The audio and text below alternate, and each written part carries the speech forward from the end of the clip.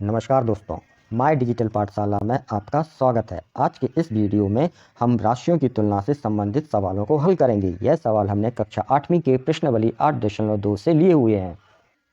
यहाँ प्रश्न क्रमांक 8 लिखा हुआ था, एक टेलीविज़न का मूल्य रुपये 13,000 है।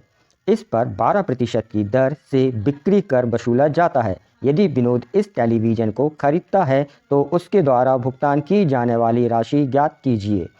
इस सवाल को पढ़कर हमें यह समझ में आता है कि टेलीविज़न की कीमत कितनी है, 13,000 रुपये है।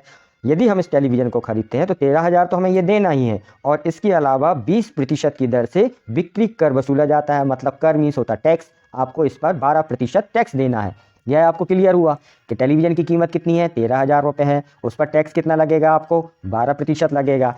तब आप जब टेलीविज़न खरीदेंगे तो हमें 13,000 से ज़्यादा कीमत अदा करनी होगी, क्योंकि उसमें 12% तो हमें टैक्स ही देना है। अब हम क्या करेंगे कि पहले हम 13,000 का 12% टैक्स निकाल लेंगे। जितना टैक्स आएगा उसको 13,000 में हम जोड़ देंगे। यह क्लियर हुआ। अब हम इस सवाल को आगे हल करेंगे। हल करते समय हमने लिखा, टेलीविज़न का मूल्य बराबर 13,000 रुपये, बिक्री कर की दर कितनी है, बराबर 12% है। इसलिए बिक्री कर 13,000 रुपये का 12%। तब हम 12% निकालेंगे 13,000 का। तब हमने लिखा 12/100 गुणित 13,000। जब हम इसको आगे हल करेंगे तो हमने क्या किया, 100 के ये दो शून्य और 13,000 के ये दो शून्य आपस में कैंसिल कर दिए। तब हमारे पास क्या बचा, 12 गुणित 130। अब हम क्या करते हैं, पहले हम 13 का गुणा 12 में कर दें, या 12 का गुणा 13 में। तो 13 का गुणा हमने 12 में किया तो 13 दूनी 26, 26 की हमने यहाँ 6 लिख दिया, हासिल आई 2। और 13 का गुणा आप 1 में करोगे तो 13 एकम 13, 13 में 2 हासिल आई थी, जोड़े तो कितने हो गए, 15। अब यहाँ जो एक ये शून्य बचा था, ये शून्य हमने लिख दिया। तब कितने हो गए, 1560 रुपये। ये हमने क्या निकाला है, 12% टैक्स जो हमें देना है। मतलब हमें 1560 रुपये उस पर टैक्स देना होगा।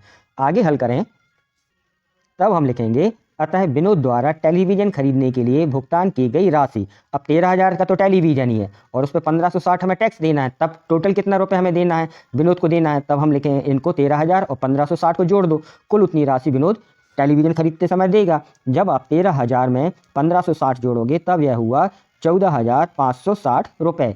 इतनी राशि क्या होगी, विनोद टेलीविज़न खरीदने के लिए देगा। यह इस सवाल का उत्तर हुआ।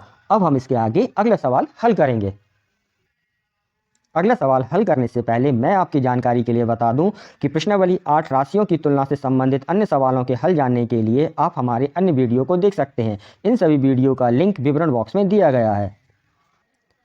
प्रश्न क्रमांक 9 लिखा हुआ था, अरुण एक जोड़ी स्केट्स पहिएदार जूते किसी सेल से खरीद कर लाया, जिस पर दिए गए बट्टे की दर 20% थी। यदि उसके द्वारा भुगतान की गई राशि रुपये 1600 है तो अंकित मूल्य ज्ञात कीजिए। इस सवाल में यह बताया गया है कि जूते यदि किसी व्यक्ति ने खरीदे हैं, अरुण ने जूते खरीदे हैं, तो उसे जूते कितने के पड़े, 1,1600 रुपये के, 1,600 रुपये के उसको जूते मिले हैं। लेकिन ये 1,600 रुपये उसको कब देना पड़े, जब उस पर उसको 20% का बट्टा मिला। बट्टा का अर्थ हुआ डिस्काउंट, उसको 20% डिस्काउंट मिला। तब यह सवाल में पूछ रहे हैं कि उसका अंकित मूल्य ज्ञात कीजिए। उस पर MRP कितनी लिखी हुई है, उस पर जो अंकित मूल्य है, उस जूते पे जो मूल्य लिखा हुआ है वो कितना होगा, ये हमें बताना है, जिस पे 20% का डिस्काउंट दिया गया है। इतना आपको इस सवाल पढ़ के क्लियर हो गया होगा। अच्छा, एक चीज़ मैं बताना चाहूँगा कि जो इबारती सवाल होते हैं, इन इबारती सवाल को आप ध्यान से पढ़ें।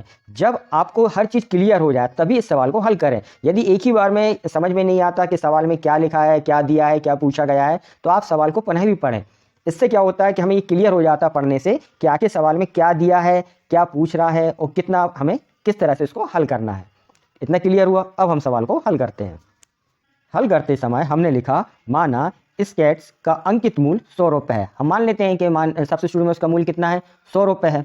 इस पर उसको बट्टा या डिस्काउंट कितना मिल रहा है, तो उसको बट्टा जो मिल रहा है अंकित मूल्य का 20% मिल रहा है। अंकित मूल्य हमने कितना माना, 100 रुपये, तो हम 100 रुपये का 20% निकालेंगे तो 100 रुपये का 20% मिल रहा है।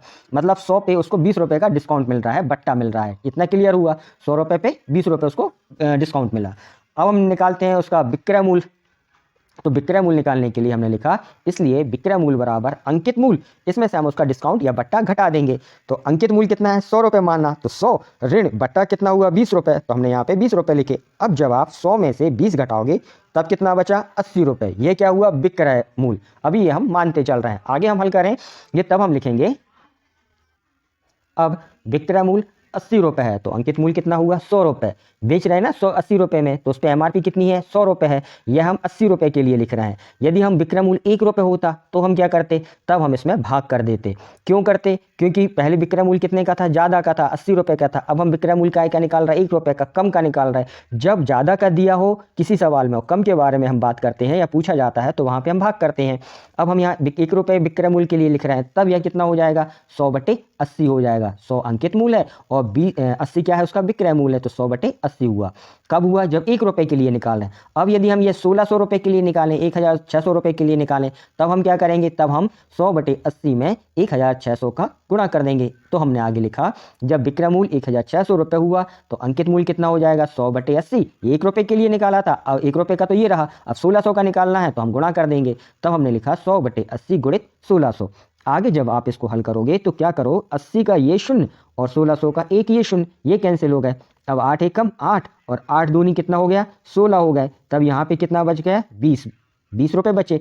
अब ये हो गया 20 गुणित 100। तो जब 20 का आप 100 में गुणा करोगे तो आएंगे कितने 2000। कैसे, 2 का गुणा 1 में किया तो 2 एकम 2। अब 100 के 2 शून्य है और 1 शून्य ये है, तो 2 और ये कितने हो गए 3, तो हमने यहाँ 3 शून्य लिख दिए। तब ये कितना हो जाएगा 2000 रुपये। तो ये 2000 रुपये क्या है, अंकित मूल्य है। उस जूते पे प्रिंट जो कीमत है MRP है वो कितने की है 2000 रुपये की है। अतः एक जोड़ी स्टेट्स का मूल्य कितना हो गया 2000 रुपये हो गया। यह इस सवाल का उत्तर हुआ।